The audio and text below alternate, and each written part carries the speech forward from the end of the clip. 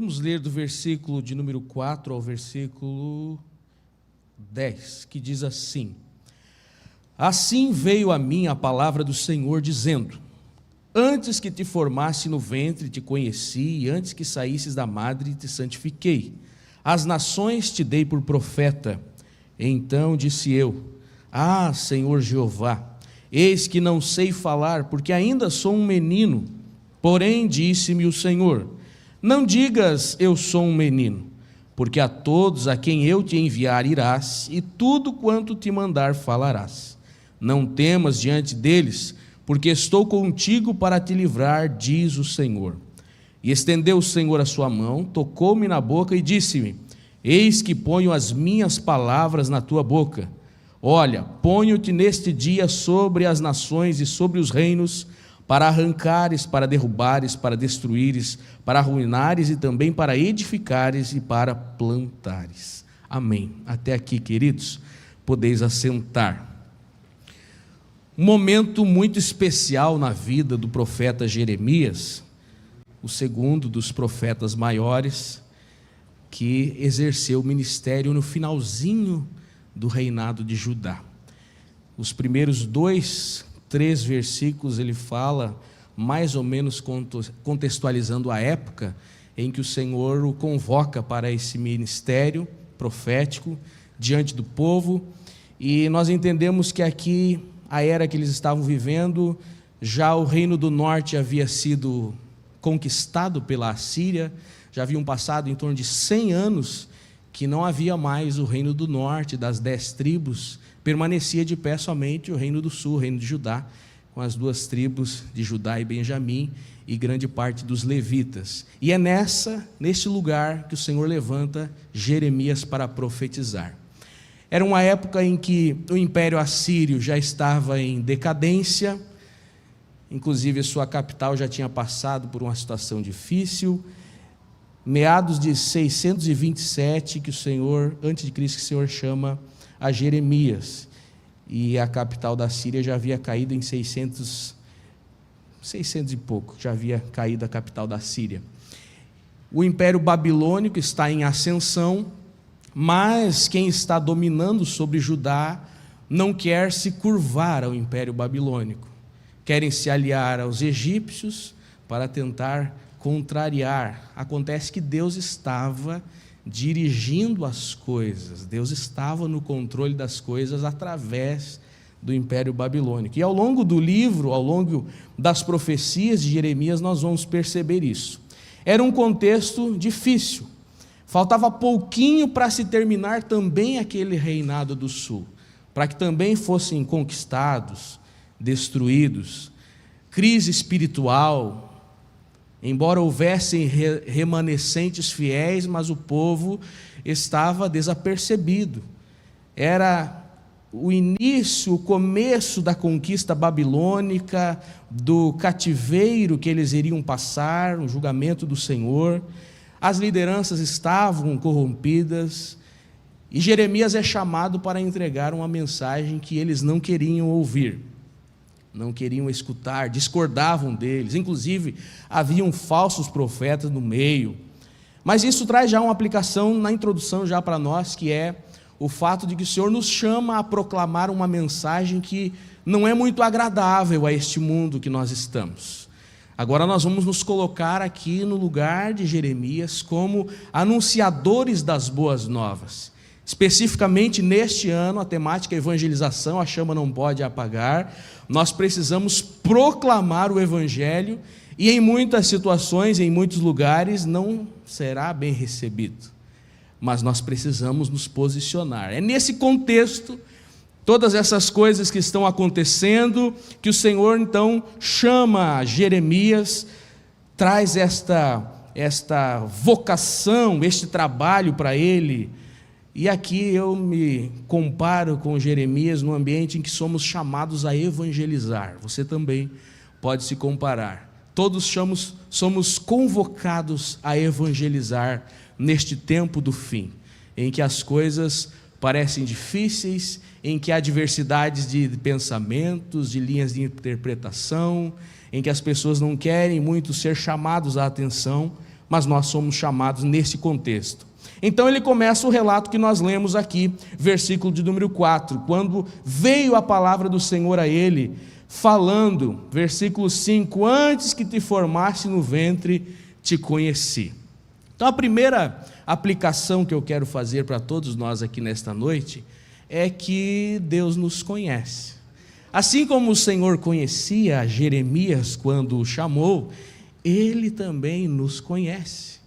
Deus não é pego de surpresa pela nossa maneira de ser, pelas nossas características, pelo contexto que nós estamos.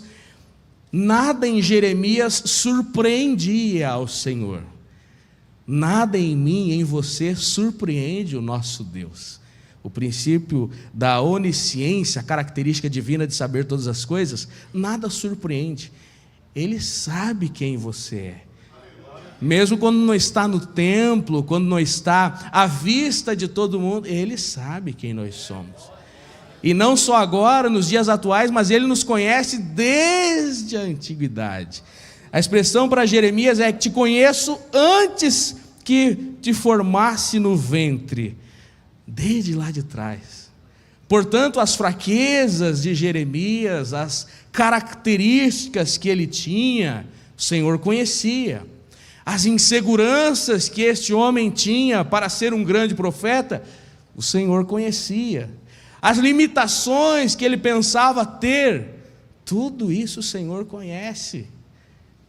Para nós também isso é válido. Ele conhece nossas fraquezas, limitações, características pessoais, inseguranças, e mesmo assim Ele nos ordena, vai evangelizar. A chama não pode apagar, este fogo precisa estar aceso nos nossos corações. Ele não está enganado conosco. Precisamos entender a imensidão e a abrangência do propósito, porque quando nós não compreendemos, nós nos apegamos às desculpas. Então tenha claro no seu coração que Deus chama e Ele conhece quem Ele chama. Não é depois de conhecer, Ele nos conhece antes. Nossa apresentação ao Senhor, não conseguimos enganá-lo também, apresentando determinada espiritualidade. Não, Ele nos conhece, não vamos conseguir enganá-lo, mas precisamos sim aceitar o seu chamado, sabendo que Ele nos conhece. Te conheço, Jeremias, desde antes de te formar no ventre, eu te conheci, antes que saísse da madre, te santifiquei. Ou seja, Ele nos conhece, mas há um processo de santificação para exercer o chamado. Quem evangeliza é alguém que se converteu, alguém que foi já lavado no sangue de Cristo, que está purificado dos seus pecados. Antes que saísse da madre, te santifiquei e as nações te dei por profeta. Jeremias não era um homem perfeito. Aqui não está afirmando que ele era alguém santo sem nenhuma falha, mas que Deus o estava separando para um propósito, para um ofício. Quando nós pensamos no sacerdócio universal, que alcança a todos nós, nós somos separados para um propósito nesta terra, de anunciar as boas novas, de glorificar o reino do Senhor nesta terra. Temos ainda pontos a melhorar, estamos num processo de santificação contínua, que chegará ao momento final, mas já somos separados, selecionados. Ou seja, Deus conhece as nossas características, mas Ele nos coloca numa posição de honra, separados para anunciar. Ele chama e envia a anunciar. Santidade é um posicionamento diante do Senhor, antes de um desempenho ministerial de abrangência das massas. Precisamos nos posicionar diante dEle. Não é através da minha perfeição humana, as minhas habilidades naturais. A santificação vem da parte do Senhor e eu me esforço para recebê-la. Eu me esforço para cumprir e dar vazão ao chamado do Senhor. O Senhor sabia quem era Jeremias e Ele sabe quem nós somos. Ele escolheu a Jeremias e Ele nos escolheu para este tempo fazermos a diferença. É um espaço pequeno de tempo que nós temos para anunciar o Evangelho, para ganhar almas. Cada um de nós tem um tempo específico, é a vida, a quantidade de fôlegos ou de dias que Ele nos deu para pregarmos, para evangelizarmos. Nós somos separados para um propósito. Conhecendo antes de ser formado no ventre, conhecendo antes de sair da madre, e dado às nações por profeta. Nós não recebemos dons e chamados para exercermos somente internamente, para nosso bel prazer ou nosso orgulho pessoal. O chamado é para um envio. E eu entendi isso quando alguém pregava sobre Salomão, que quando ele fez um pedido ao Senhor do que ele queria para a sua vida, não era um pedido para que ele fosse mais sábio que os demais e se orgulhasse da sua sabedoria, não. Está escrito ali que ele pediu: me dá sabedoria para entrar e sair diante deste povo. Era um pedido em prol de um objetivo de edificação do reino, do povo que estava sob o seu comando. Então todos os dons e talentos que nós recebemos são para a edificação do corpo de Cristo nesta terra. O Senhor chama, vocaciona Jeremias e agora dá às nações por profeta. O ministério profético não era brincadeira, ainda mais no contexto em que ele estava e no posicionamento que ele teria de não se entregar, não se unir com os falsos profetas. Mas ele foi entregue para fazer a diferença. Nós precisamos entender isso nas nossas vidas. Jeremias talvez pensasse num contexto limitado, nos arredores em que ele estava, mas o Senhor expande a visão dele, diz: eu te dei as nações. Ele nem imaginava quantos impérios estavam ao redor que as suas profecias influenciariam, ou as gerações futuras que as suas profecias influenciariam, a palavra do Senhor influenciaria. Mas a visão do Senhor é muito mais abrangente. O Senhor via as nações sendo abençoadas através da vida de Jeremias. Às vezes nós também fazemos a mesma coisa e pensamos somente naquilo que está ao nosso redor, aos nossos olhos naturais. Mas a influência da sua vida, do seu chamado, está além do que você pode imaginar. Ananias, será que ele imaginava que ele seria o discipulador do grande apóstolo Paulo? Muitos irmãos, homens de grande expressão e relevância, quem ganhou para Jesus não sabia como seriam usados nas mãos do Senhor. Mas o Senhor sabe, Ele sabe a abrangência, a extensão do ministério. Então Deus não chama Jeremias para ser abençoado em si mesmo, mas ele é bênção para as nações. O chamado, ele ultrapassa a individualidade, não é algo para nós mesmos, não é para uma visão limitada, é para uma visão de expansão, de influência neste mundo. E às vezes nós invertemos isso, nós queremos receber mais bênção, mais de Deus, mais da presença, para irmos talvez nos estufando. Não, é para compartilharmos, é para expandirmos, é para sermos entregues às nações. Esse é o chamado deste ano, evangelização. Está recebendo, então, compartilha, espalha este fogo, espalha o evangelho. Mas daí, parece que Jeremias ainda não está entendendo, porque ele começa as suas objeções, como todos nós fazemos. Eu mesmo me conheço nas minhas batalhas com o Senhor. Jeremias diz assim: então disse eu: Senhor Jeová, eis que não sei falar, porque ainda sou um menino. Começam as desculpas do coração de Jeremias. Aquilo que ele estava convencido pelos seus olhos naturais, a sua insignificância. Veja que Deus já tinha, quando veio a palavra do Senhor a ele, Deus já tinha respondido, mas ele ainda está agarrado nas suas desculpas, no seu escudo contra o chamado, contra o ministério que o Senhor queria usá-lo. O pastor William falou há poucos dias atrás sobre a muleta que às vezes nós nos agarramos e não queremos largar. É isso, é uma desculpa. Não sei falar, ainda sou um menino. Nos livros que li, aquele estudo da NVI, Bíblia de Estudo NVI, fala que ele tinha de 17 a 20 anos, já era um jovem.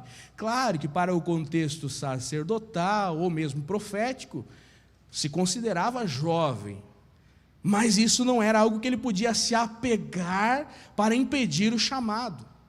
Entenda, não há nada que nós podemos nos apegar para impedir o ministério que Deus quer nos usar. Ou seja, para a evangelização não há nada que nós podemos nos agarrar para não fazer. Todas as nossas desculpas são em vão. Eu posso dizer, eu não sei falar, eu não estou preparado, eu ainda sou novo demais, ou eu já sou velho demais, ou eu sou muito fraco. São todas desculpas que não colam para com o Senhor. Veja que essa argumentação de Jeremias é parecida com Moisés, quando tentou fugir, e o Senhor então colocou o seu irmão Arão para ser aquele que falaria, ser a sua boca, para se expressar polidamente. Elias também entra numa espécie de autocomiseração quando está no meio da caverna. Só eu fiquei, querem me matar. É um escudo, é uma barreira, é uma vitimização, um vitimismo. Jeremias parece que está indo nesta linha. Ele diz, Senhor, eu não sei falar, eu sou um menino, como quem diz, transfere essa tarefa para outro. E às vezes nós fazemos exatamente isso, sentamos no nosso banquinho e dizemos, eu presto culto, Senhor, mas esse negócio de evangelizar, passa para outro, passa para alguém que fala melhor, tem mais interação social, é mais extrovertido, é mais bonito, é mais velho, é mais novo, enfim, nós temos os nossos argumentos, e o Senhor não os recebe, porque a nossa desculpa, às vezes não é uma falta de chamado, mas é uma incompreensão do chamado, um medo de obedecer ao impulso do Espírito Santo. Analise na sua vida, ou na vida daqueles que estão ao seu redor, qual é a desculpa que está prendendo esta pessoa, que está impedindo este irmão, esta irmã, de frutificar para o reino. E até quando será que vai continuar agarrado a esta desculpa? Eu faço um propósito aqui junto com os irmãos. Vamos deixar de lado essas coisas. Vamos deixar essas desculpas de lado e vamos abraçar o chamado, a convocação da evangelização. Quando ele levanta a argumentação, não sei falar, sou um menino, enfim, o Senhor responde, Jeremias, não digas eu sou um menino, porque a todos quem te enviar irás e tudo quanto te mandar falarás. Vê que o Senhor não trata essa questão que ele argumentou, dizendo que ele, não, você não é menino, você já é um cara maduro, você já é um homem formado, não. Realmente ele continuava sendo novo, e o Senhor não prometeu, vou te dar mais 20 anos então, para você sair já anunciar como alguém mais maduro. O Senhor não trata aquela questão, ele diz, não fale isso, não use de argumento, não fique repetindo esta questão, porque não é relevante para a missão que eu te chamei. Deus não fica preso aos nossos argumentos, e muitas vezes Ele não precisa respondê-los, porque não é isso que interfere no ministério. Deus trabalha com a própria autoridade dEle. Não diga que é um menino, Jeremias, porque isso não importa. As tuas características pessoais não anulam o chamado e não anulam a obediência para anunciar a palavra. Pode continuar com essa idade, se considerando um menino, mas eu que vou te enviar. É aqui que está o ponto-chave. É quem envia ele. Não é a característica dele, mas é em nome de quem ele está indo. Não importa se você é menino, Jeremias, eu que estou te mandando, a quem eu te enviar irás, e tudo quanto eu te mandar falarás. precisamos ter a convicção de quem nos envia a pregar. Até porque quem não sabe quem o envia pode ir numa direção contrária, falar em nome de quem, né? Teve pessoas que foram envergonhadas ao relato bíblico de alguém que diz: eu sei quem é Cristo, e sei quem é o apóstolo, e vocês quem são? E envergonhou aquelas pessoas. Precisamos ter convicção de quem nos envia. Nós somos enviados por Deus a anunciar o Evangelho. Então precisamos abraçar e aprender mais dele, nos aprofundar nos seus rios e ser cheios da sua unção. O Senhor responde: Jeremias, a quem eu te enviar tu irás, mas não vai falar qualquer coisa não, Jeremias. Você vai falar o que eu te mandar. A gente quer adaptar a mensagem à nossa vontade pessoal. Não, é o que eu mandar, Jeremias, você vai falar o que eu quero. O envio é divino e a base da mensagem é a palavra. É o que vem do Senhor. Ou seja, no momento que eu não falar nada, você deve, Jeremias, aguardar. A inspiração, a mensagem vem do alto. Não podemos errar nisso também. Querer falar algo que o Senhor não mandou, ou querer adaptar a mensagem do Senhor. O envio é divino, e nós entregamos aquilo que recebemos do Senhor. Glória a Deus. A maior responsabilidade do servo, do enviado, é ter a palavra do Senhor na sua boca. Lembra que ele estava em um contexto de diversos falsos profetas? Inclusive, ao longo do livro que relata as suas profecias, você vai ver embates entre esses falsos profetas, que queriam somente elogiar o rei, queriam concordar com os planos do rei, e estavam dirigindo o povo, a nação, para uma derrota muito grande. Nós não podemos nos vender aos contextos desta terra. Jeremias precisava anunciar o que o Senhor estava mandando. Isso vale para nós também. Nós anunciamos que o Senhor salva, cura, batiza e breve vem buscar a sua igreja. Não há mudança na mensagem. Precisa transformação, precisa mudar de vida, se converter, ser batizado, confessar a Cristo como Senhor e Salvador da sua vida e seguir o caminho para o céu. Aleluia! Quando o Senhor fala que Ele precisa mandar, ou precisa falar o que o Senhor manda, talvez Jeremias já começou a ficar preocupado ainda mais. Se já estava antes, agora ele se preocupa ainda mais. Mas o Senhor fala completamente, Ele já responde a esse questionamento interno também. Versículo 8: não temas diante deles, pois estou contigo para te livrar, diz o Senhor. Como é maravilhoso ouvirmos uma palavra como essa. Às vezes, pego o livro de Josué, quando morreu Moisés, e Josué está assumindo a frente do comando do povo, e o Senhor diz: não temas, Josué, esforça-te. E eu fico lendo, porque eu quero me agarrar naquela palavra, o Senhor falando para mim. Aqui é o mesmo contexto, o Senhor diz: não temas, Jeremias, estou contigo. Ou seja, você vai passar por situações não muito fáceis, perseguições, prisões, mas eu estou contigo para te livrar desses inimigos do reino, inimigos do Senhor.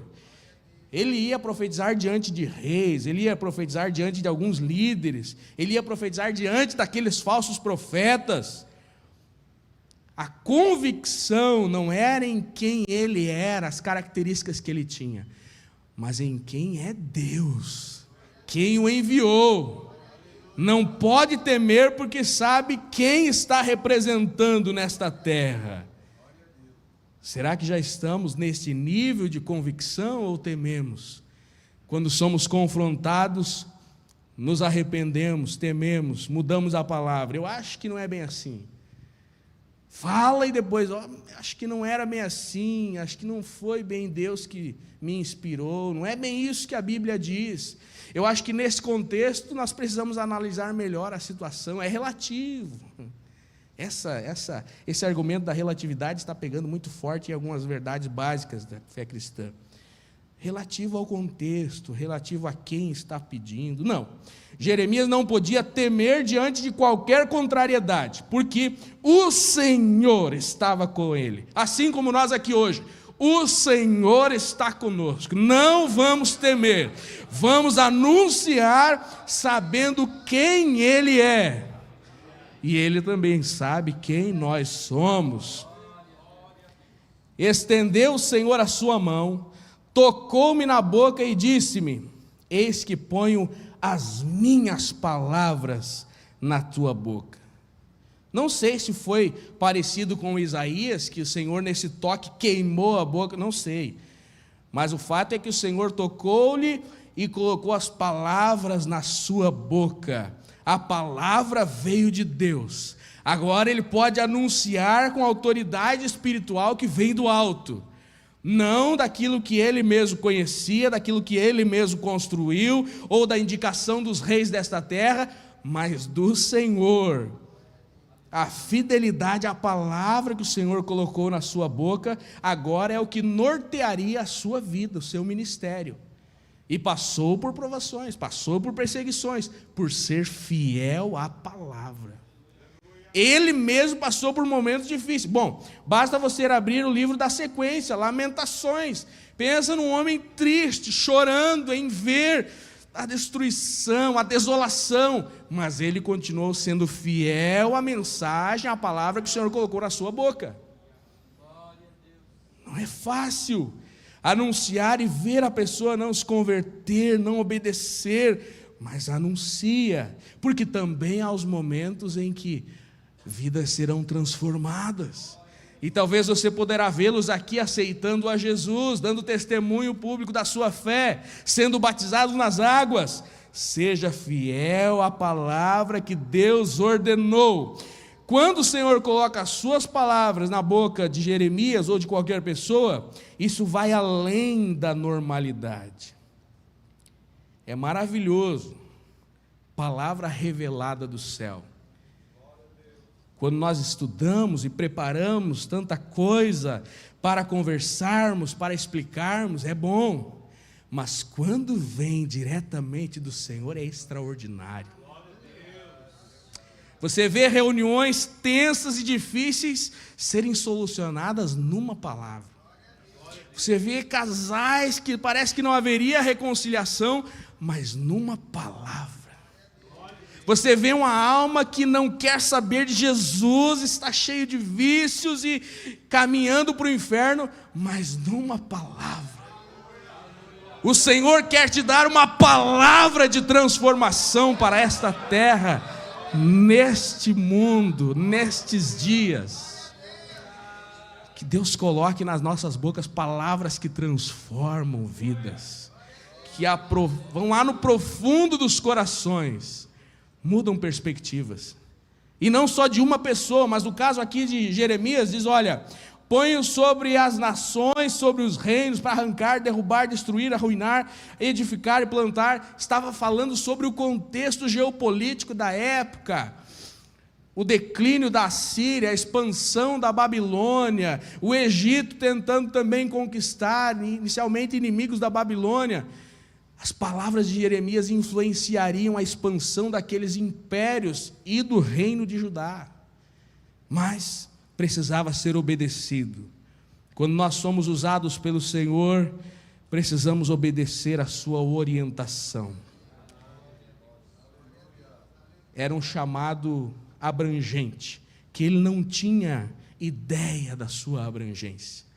Você não tem ideia do que o Senhor pode fazer através da sua vida, mas precisa se colocar, precisa aceitar o chamado, precisa parar de arrumar desculpas e argumentações. O Senhor nos chama hoje. Quantos querem aceitar o chamado do Senhor? Se coloque de pé que nós vamos orar. Mesmo em tempos difíceis, o Senhor continua chamando. Mesmo que tenhamos limitações, o Senhor continua usando, porque a autoridade não é nossa, é dele. A palavra não é nossa, é dele. Ele sustenta com a sua presença. Por isso que nós proclamamos evangelização, a chama não pode apagar.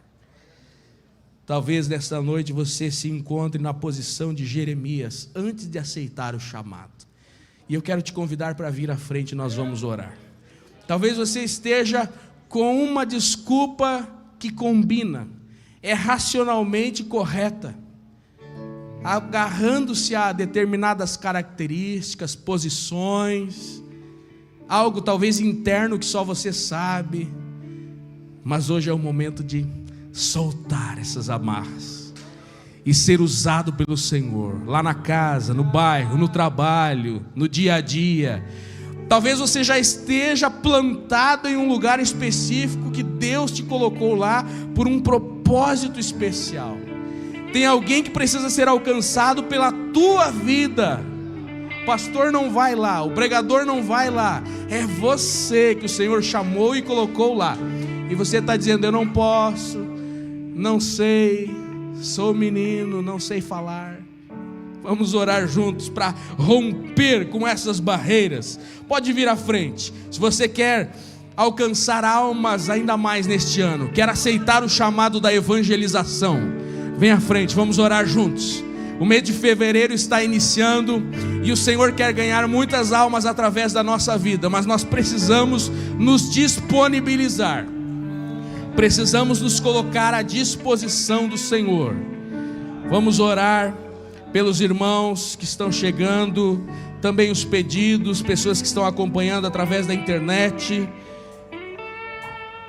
Vamos orar pela irmã Janaína, irmã Margarete, irmã Iraci, irmão Juarez. São muitos os pedidos para nós colocarmos diante do Senhor neste momento. Glória a Deus. Vamos orar juntos. Está aqui o servo de Deus. Vamos orar por ele, para que Deus o use, continue usando, para alcançar muitas vidas. Aqui também as adolescentes, nosso irmão. Vamos orar, feche os olhos, você que está no banco. Senhor, sonda os corações nesta noite. Quebra toda a nossa dureza. Precisamos ganhar almas. Precisamos atender ao teu chamado, porque o tempo é curto. Não queremos ficar de braços cruzados, agarrados na nossa estabilidade, nos nossos argumentos humanos, mas queremos mergulhar nos teus rios e nos entregar ao fluir da glória, ser canal de bênção para esta cidade, ser propagadores das boas novas aonde quer que nós estejamos. Aonde chegar um servo teu, uma serva tua, que chegue ali a luz para iluminar as trevas, para expulsar demônios, para curar os enfermos, para trazer salvação, libertação aos cativos. Ouve a oração sincera deste irmão, desta irmã nesta noite, a minha oração. Nos conheces e nos sondas, Senhor. Sabes tudo aquilo que o inimigo lança para fazer desanimar, para entristecer, para convencer de que não é capaz, de que não tem as habilidades necessárias. Quebra tudo isso, Senhor, e derrama da tua unção. Coloca da tua palavra na boca deste homem, desta mulher, de cada um de nós que precisamos de ti. Somos dependentes de ti. É somente a tua misericórdia. Que jamais venhamos adaptar a mensagem e nos vender, Senhor, aos reinos deste mundo, desta terra, aos objetivos mundanos ou do próprio inferno. Aleluia, amém, graças a Deus.